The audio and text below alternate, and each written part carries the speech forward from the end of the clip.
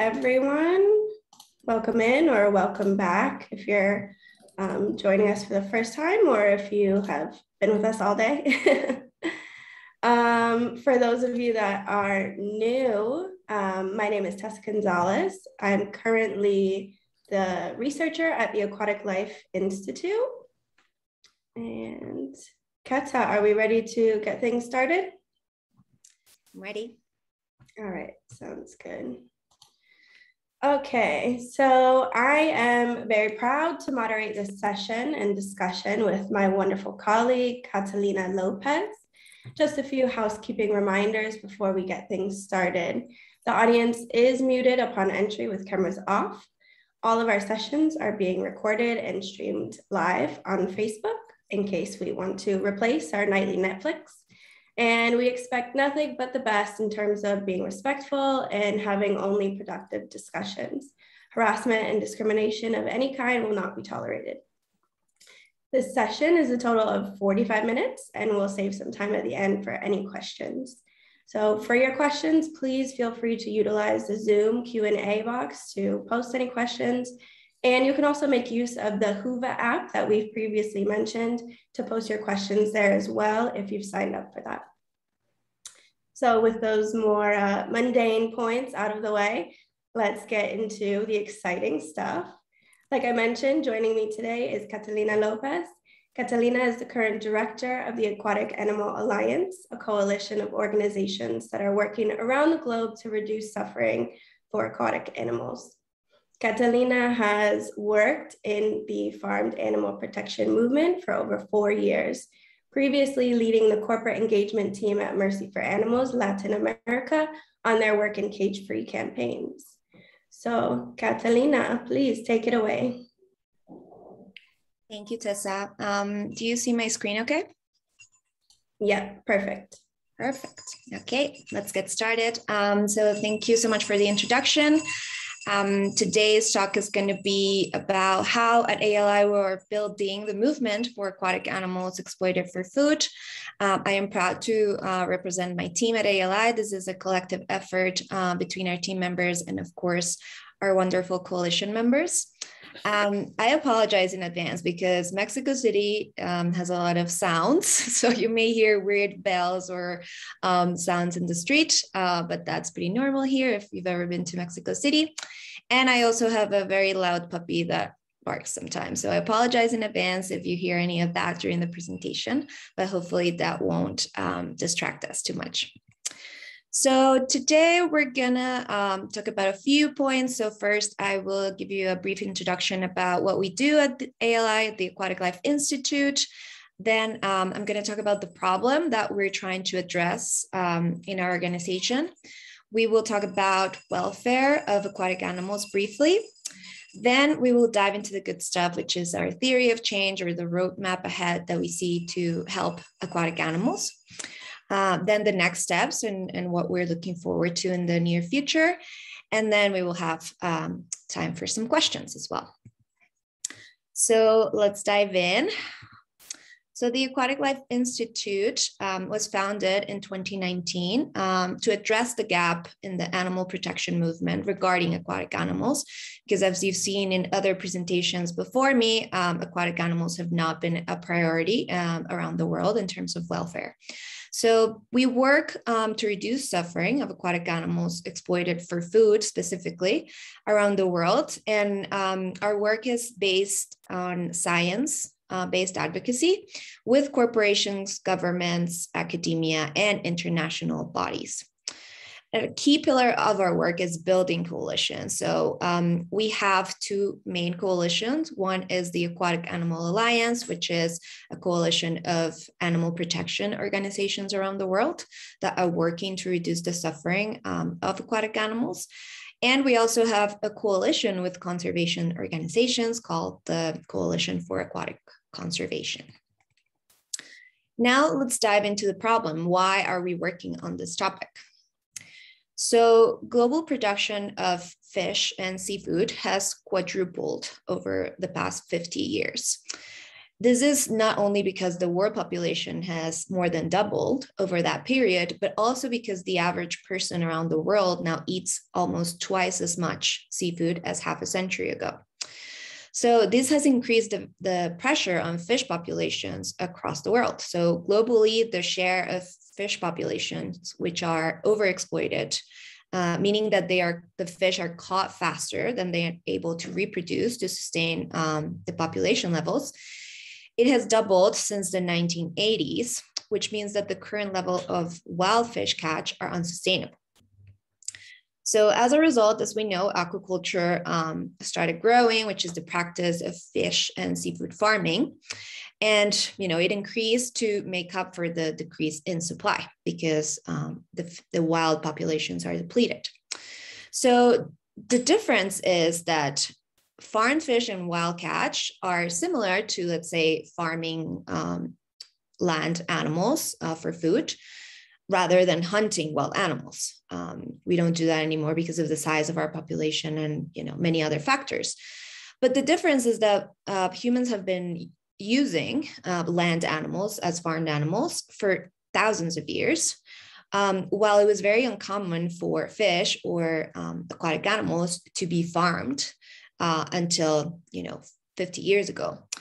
This means that the species that are farmed in aquaculture are not domesticated, they're wild animals.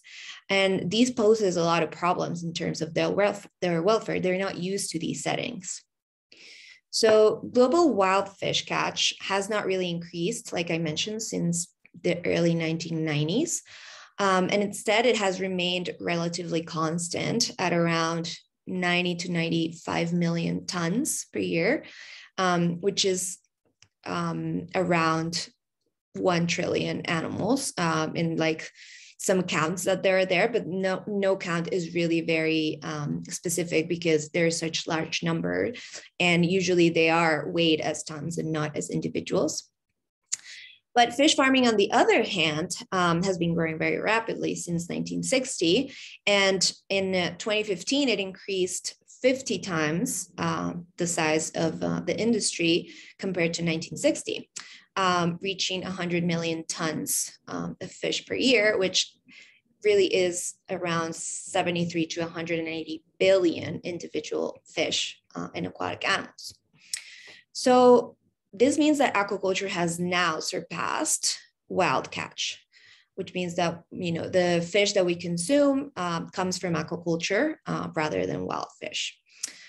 It has absorbed almost all of the growth of global demand in recent decades, and it will continue to grow because the demand for seafood keeps growing and the wild populations keep decreasing, like we saw.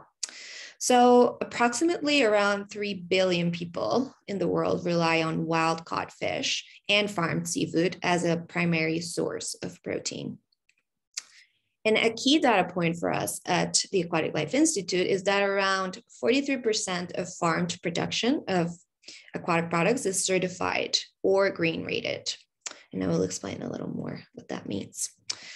So given the size of the problem, how are we addressing the issue of the welfare concerns of this growing industry? So as a first step, as an organization, we needed to create a framework of welfare interventions to recommend to stakeholders. We had to define what parameters can actually improve the lives of fish in aquaculture settings based on available scientific evidence. So for welfare, we need a holistic approach, which considers both positive and negative physical and psychological experiences of the animals. So this is key to maintaining a healthy immune system, at the same time minimizing the probability of disease outbreaks. And psychological welfare considerations, which means reducing stress, fear, frustration, while also providing mentally stimulating environments for the animals, can contribute to improved physical health as well. So in a food production system like this that is highly intensive, and you couple it with low animal welfare considerations, the results include poor health of the animals, more disease, higher antibiotic use, high mortality rates, many environmental and ecosystem impacts, and ultimately a lower resource efficiency and productivity, which is the opposite of sustainability. So this suggests that this holistic approach to animal welfare must become a pillar of sustainable development policies moving forward, wherever aquaculture or fisheries take place. And any corporation or government that is committed to improving sustainability must take animal welfare interventions into account. So as a result, we created a framework with 5 key welfare pillars, which guide our recommendations to stakeholders. So these pillars include water quality, which is key for aquatic animals, of course, space requirements and stocking density, feed and feed composition, stunning and slaughter, and finally, environmental enrichment. And we have focused a lot of our efforts in this last category, environmental enrichment, because it has been largely ignored so far for fish welfare. And it is a key aspect to promote welfare for these animals. I will not dive into these asks today because it is not the goal of the talk, but you can find our comprehensive welfare guide on our website if you want to know more about it. So now that we have the basis of our work, which is our welfare guide, we know what we want to recommend to stakeholders. We designed a theory of change at ALI. A theory of change is the roadmap to actually changing the conditions to the aquatic animals as we have envisioned it in the upcoming years. So how do we actually impact the lives of the fish that are in aquaculture in a positive way? So given the vast number of animals that are exploited by the industry, we need a coordinated and collaborative effort to ensure that we can truly have an impact. So as a result, we have created this theory of change that is inspired by many other efforts done by incredible organizations around the world working to reduce animal suffering, particularly for land animals used for food, but also the lessons that have been learned by the animal protection movement as a whole. So many stakeholders can have an impact on the standards and policies that exist or don't exist related to aquatic animal welfare. So as our time and resources are limited as a movement, we needed to figure out which of these was more efficient to target and work with. So working with consumers can be very resource intensive, and ultimately the results are usually difficult to measure and to follow up on, because you depend a lot on self-reporting, people telling you what they eat or what they buy. So it's not very reliable information. Producers will usually not make any animal welfare interventions unless the market is requesting it, because it requires investments in time, money, and human resources.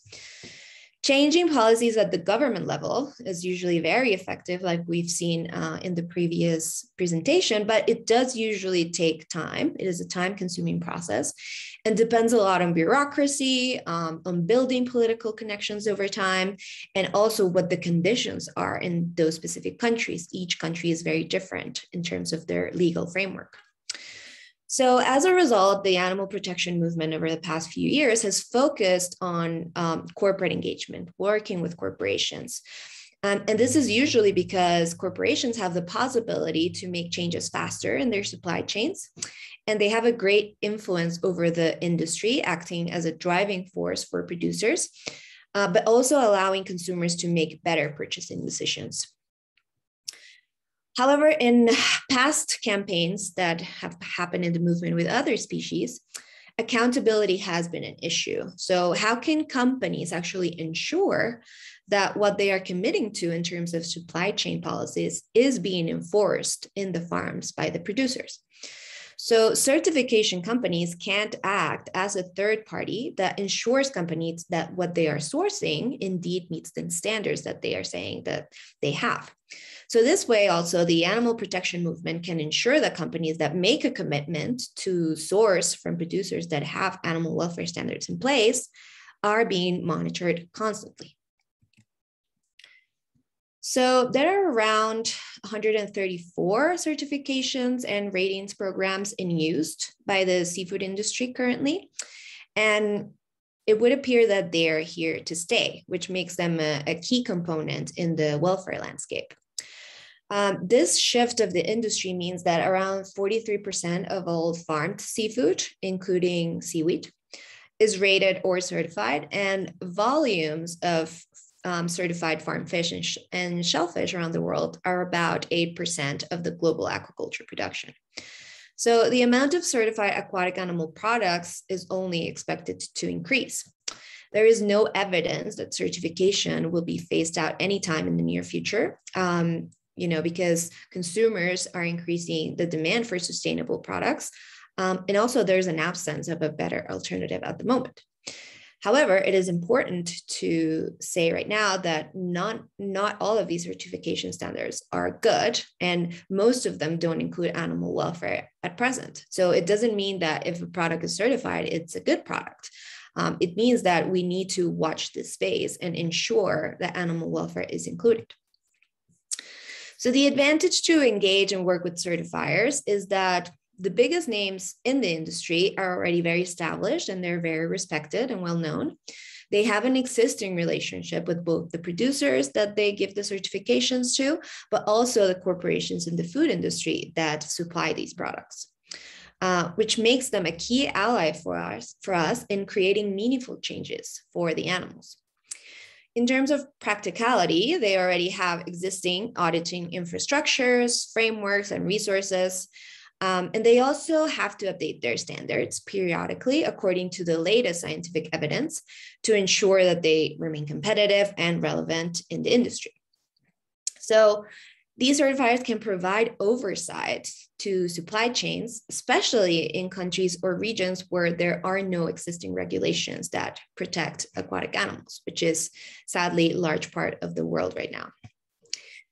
So as a result, at ALI and with the Aquatic Animal Alliance, we have focused on certification engagement. We have engaged with the certification companies, and we send them recommendation to include the welfare interventions that we mentioned before on their existing or their upcoming standards. So the top global certifications that you see in this slide represent around 20% of the total market share of the certified aquaculture products. And 5 out of these 6 listed here have included welfare interventions at varying levels, which shows how this trend is growing in the industry and welfare is becoming a key aspect in staying ahead in the game. So our plans for certified engagement, started with sending these recommendations to the top 6 global certifiers, like I mentioned. And now the next step is that we're creating a benchmark. We will evaluate these certifiers' current standards according to the inclusion of this 5 welfare pillars in a meaningful and measurable way. So it's not, we need to ensure that there isn't humane washing in these standards, meaning that they add animal welfare maybe in their language, but when you go look at the actual work that they're doing with producers, there isn't really a way to measure it or to make the producers accountable to actually implement these welfare strategies. So we will create this list of accepted certification that have meaningful welfare standards. And with that, we aim to engage other certifiers that maybe have not yet added meaningful welfare standards yet, ensuring that they understand the importance of including welfare to remain relevant and competitive.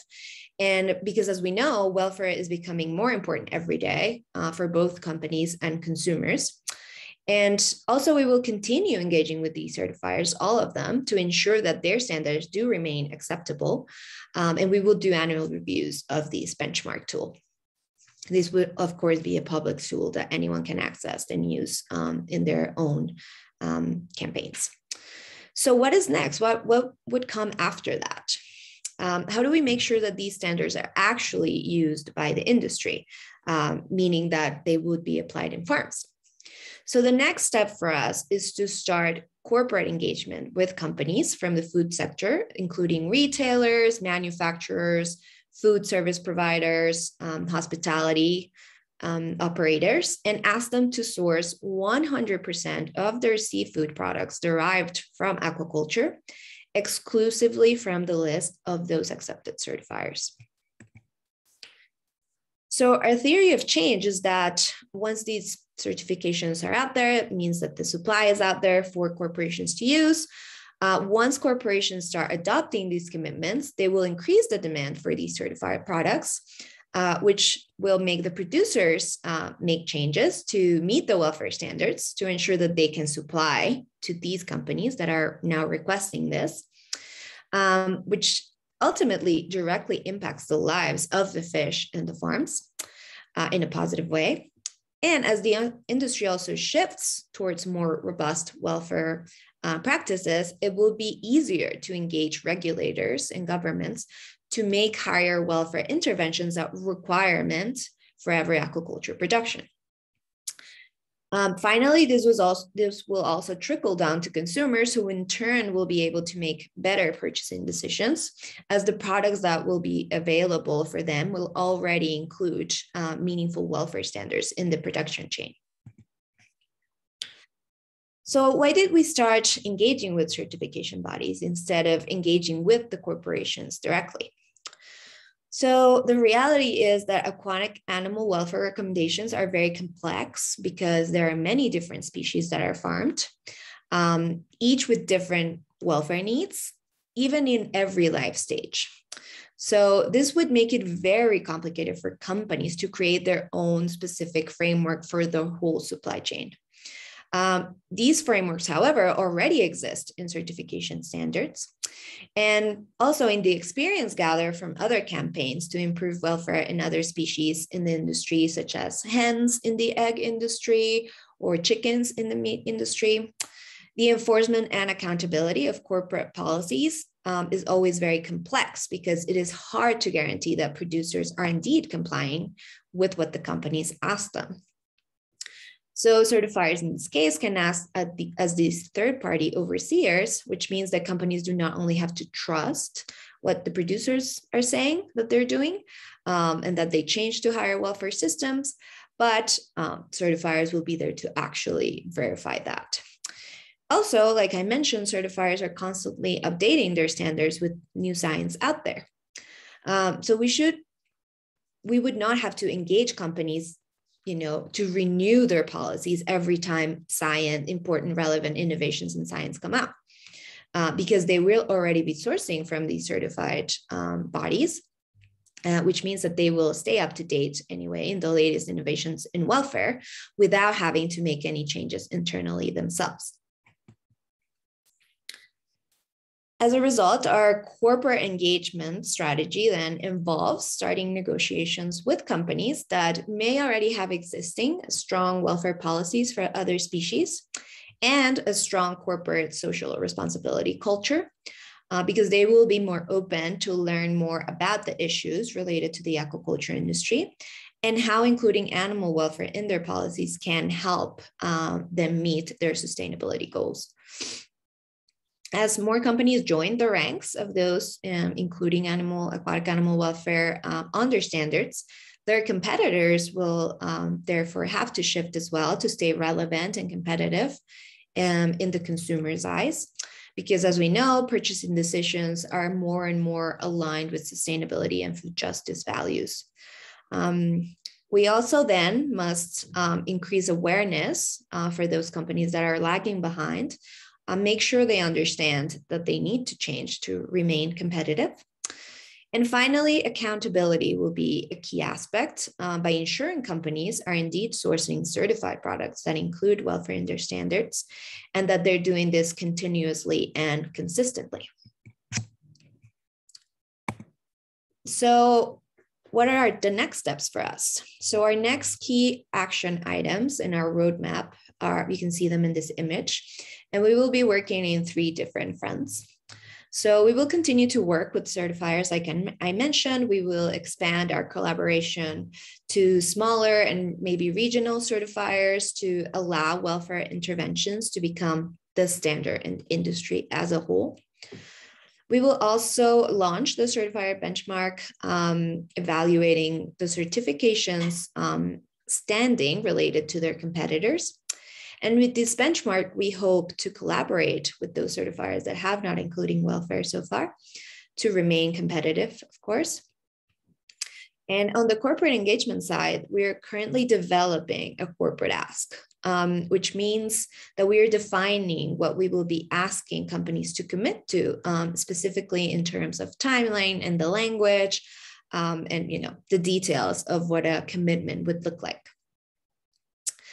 We will then start mapping our corporations to figure out which would be willing to be the leaders in the industry in terms of fish welfare, maybe what regions we would start working on, or which global players would be open to start working on this issue. And finally, as an alliance, we do need to determine which organizations are ready to start working with companies depending on their own available resources and specific strategies. And finally, we do want to continue working with producers to ensure that these welfare interventions are actually implemented in the farms. So we want to partner with them, with some producers that are willing to include these standards in their operations, and measure the success of these interventions, and publish this in a scientific paper for everyone to be able to access it. We will also participate in conference and events, to gather more contacts in the industry. Some other projects that we are working on, because we want to ensure that we work for aquatic animal welfare and other fronts. So we lead, like I mentioned, a coalition of conservation organizations in order for them to include welfare in their own interventions, and highlight how important it is for them to include animals and animal welfare into consideration in sustainability strategies and policies.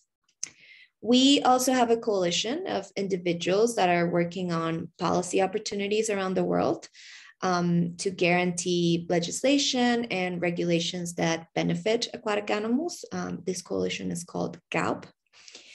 We also have a coalition of veterinary professionals that work to put aquatic animal welfare in the agenda of the veterinary community, and also with different stakeholders. So if any of you are interested in joining any of these coalitions, or our Aquatic Animal Alliance, which is the coalition of animal protection organizations, feel free to contact me, because we would be very happy to collaborate with you. And we also have issued important resources for the general public and the industry, such as our statement related to the consumer's role on the welfare of aquatic animals, and another on the benefits of welfare in sustainability. We are also actively engaging international bodies like the FAO, the Food and Agriculture Organization of the United Nations, and the World Animal Health Organization, the OIE, to ensure that aquatic animals and their welfare are included in relevant global conversation and strategies. Finally, what can you do personally? We invite you to sign our joint letter, which includes individual actions that we can all take to improve aquatic animal welfare. I will share the link in the chat in a second. And we encourage you to also share with your networks to ensure that we have as many signatories as possible. And that's it for me. Let's open it up for questions. Great, thank you so much, Kata. Okay, let's see. So our first question, what are some opportunities and challenges? I think this can actually be coupled with the following question, which is what are some success stories and unsuccessful stories? So I guess really, what do you think has worked so far? What do you think are some obstacles that we've really had to overcome in the past, let's say, year or so? And yeah, what do you think has worked best for this movement as a whole? Yeah, sure. So I think basically what has worked best is working in collaboration with other organizations. I think that has been key to succeeding, or the success we've had so far, because, you know, a lot of organizations already have a lot of experience in certain types of campaigns or projects. And having their support has been really important for us to get some guidance on different strategies that have been used around the world. So I think coalitions will definitely be the base for our work moving forward. Challenges, we've had many, and I think we're going to face many more also, but I think the main challenge remains that aquatic animal welfare is still not a priority for any of the stakeholders that we usually engage with, including the certifiers themselves. Like, this is not something that they have prioritized in the past. Fortunately, they're including it now, and they're seeing like how important it is to maintain productivity as well, because the recommendations that we do actually benefit everyone, which I think also is an advantage for us, because we're not asking them to make interventions that will make it more expensive or more difficult for them to have successful production facilities, but actually will help them get better productivity, which makes it easier for us to engage with everyone in the industry. But I think, yeah, the barriers still remain that this isn't a priority. So I think all working together to, like in this conference, put the conversation in place and get everyone to talk about it, engage with the different stakeholders. We can't stay in our bubble. Like, it is great that we all collaborate as animal protection organizations, but we do need to have discussions with all the stakeholders and understand what challenges they face, because when we propose solutions, they need to be relevant for them too, and not only from our end, for the way we see it on our end. But honestly, because I've been, like Tessa mentioned at the beginning, I just joined ALI around 6 months ago. I had been working with other farmed animal protection groups that focus on other species before. And we always run into a lot of walls when having these discussions with the industry. They are very closed because, you know, there have been back and forth with the activists for a long time. But for aquatic animal welfare, I've been surprised that everyone that we've engaged with is very open. And I think it's because they are facing a lot of issues that they also want to solve. So they're willing to hear every solution that is proposed to them. And I think that's an opportunity for us to make sure that we engage with them in a positive way, in a constructive way, because that way animal welfare will become a priority for them if they just see how important it is, but they also see us as allies and collaborators as well. I think that's great. Collaboration is definitely key in things like this, and especially when you think that you have to really, like you said, understand where different stakeholders are coming from. As you know, we have our own challenges and roadblocks as like an NGO or an animal advocacy organization, but just being able to understand and realize that other for-profit companies or producers or retailers also have different issues that they themselves need to overcome. I think what you said, it's really important that we all work together on this. So that's great. The next question, what regions or certifiers do you hope to get involved in this campaign? So fortunately, a lot of these large certifiers that I included in the presentation have global reach. They do operate more in certain continents like Europe and the US, Canada, Australia, New Zealand. So we may have some challenges when we want to apply this in places like Asia and Africa, because certifications aren't that common. However, the good thing is that if we do engage with companies in places like Europe and Canada and the US, this is a very global industry, different from other animal protein industries that are usually local or in regions. This is global, so a company in Europe can source their shrimp from Vietnam. So basically, if we engage with these companies in these places where animal welfare is more of a well-known and effective campaigning tool than in other places where maybe the regulatory framework or people aren't that familiar with animal welfare yet.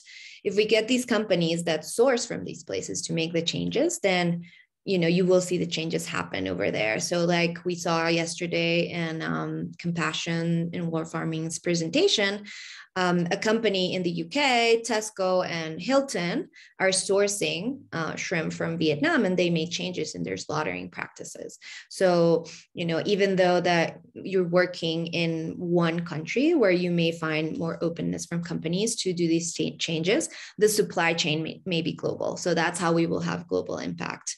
So we will probably focus engaging with companies in those places first. And as certifiers that exist in these places. But for other regions where certifications aren't as prevalent, we may need to consider as a movement to create our own certification labels, maybe to ensure that producers do have the option to have something there. Or working with the certification bodies to make them expand their reach to these locations. So I think it's something that we need to kind of work on in the process of advancing the campaign, but I think that's how we see it from ALI advancing. Yeah, I agree. I think it's easier to continue or gain traction when traction is already established. So definitely working in areas that are a bit more receptive, at least for the moment, would help generate a lot of momentum for what we want to do in other regions, definitely. So the next question, how can progressive producers get involved in this work? And do you have capacity to support them in this endeavor? Yeah, that's a great question.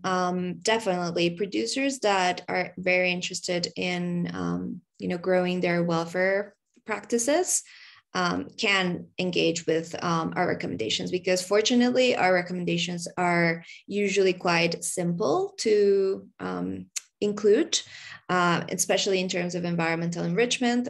We look for easy ways for them to implement them. We can't really expect for them to do massive investments in this type of thing, because we would find a lot more pushback. So a lot of our interventions are quite easy and not too expensive to use, or they can be a long-term investment as well, which makes sense for producers that will do this for a long period of time.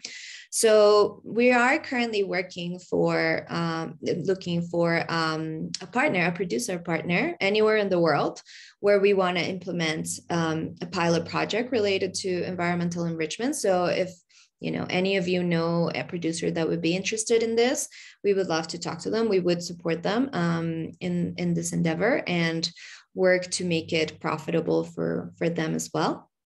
So yeah, if you have any thoughts, it can be any species really. We're not bound by any species specifically. We just want to make sure that these interventions, that we have examples to show from these interventions from different places around the world, so that when other producers are interested, they can see what has been done. Because a lot of the time, these interventions come from scientific studies, which means that they have been made in a lab setting or in a very controlled setting, but not necessarily in big production settings. So we want to make sure that we have information for both for producers. Great, thank you so much. And so in your opinion, what do you think consumers could do to help further campaigns like this one and really leverage the kind of purchasing power that they have within the retailer market that utilizes these kind of certification schemes? Yeah, that's a good question. So basically, consumers have all the power in the end. It's just hard to harness their power as a small organization, because you have to reach them with your message. But consumers make all the decisions when they buy a product. So, in general, we suggest a few things, like if you can reduce your consumption of seafood is always the best way to ensure that these practices don't keep growing in an unsustainable way. Another suggestion, if maybe you can't eliminate your consumption completely. Maybe reduce the consumption of carnivorous species, which are a lot more unsustainable. So, just a little context. For some reason, humans decided to farm carnivorous species of fish, which sounds really not the best idea because, of course, you need to feed them other fish. And this means that we have to get that fish from the ocean anyway. So aquaculture really isn't sustainable because to feed a salmon, you need to feed it like 600 anchovies. So in the end, you really aren't making much difference. So when you consume these carnivorous species, it not only means that the salmon suffered in not the best conditions in terms of welfare, but also that a lot of other fish had to be fed to these salmon. So, if you want to maybe change your consuming patterns, maybe moving to herbivorous or at least omnivorous species instead of this carnivorous like salmon and tuna and all of these other species that require a lot more other species to be fed. Finally, just ensure that the certifications that you are purchasing include animal welfare. That is information that is always public. So do not trust that because a product has a seal, it means that it's regulated or someone is like watching that it indeed includes animal welfare. A lot of certifications, especially for seafood, are more related to maybe sustainability of food safety. So not necessarily will include animal welfare. So just make sure that, these are included. And of course, a lot of these recommendations are for aquaculture, but for wild catch, unfortunately, we do not have a lot of certifications right now that we can ensure that the animals, don't suffer horrible conditions. So that is still a challenge. And in places like where I live in Mexico, where the informal market is so prevalent, it is more difficult because, a lot of the animal protein is purchased in informal markets, which of course don't have any certification. And a lot of people think that in these types of settings, the way they get the fish is just like, oh, maybe it's a nice fisherman in the coast that just like gets a few fish and it's very sustainable. It's usually not the case. It's usually industrial, commercial fishing that is not very sustainable. So yeah, just like be mindful of your consumption and always make sure to raise your voice to governments and companies. Like they will always listen to the consumers because they actually lead the market. So make sure you use your voice. It is very important. I completely agree. And I think or hope that this certification benchmark will be a real tool that can be used in many different areas, and maybe consumers could also use it and realize what companies are out there that currently label according to animal welfare conditions. And I think that'll be a great tool once it's published, definitely. So I think we have time for about one more question. Are there any sectors that you'd like to connect with to grow your capabilities, understanding, solution plans? For example, engineering, technology, legislators, marketing companies, etc. That's an interesting point. I do think that, we need voices from as many stakeholders as are involved in the industry.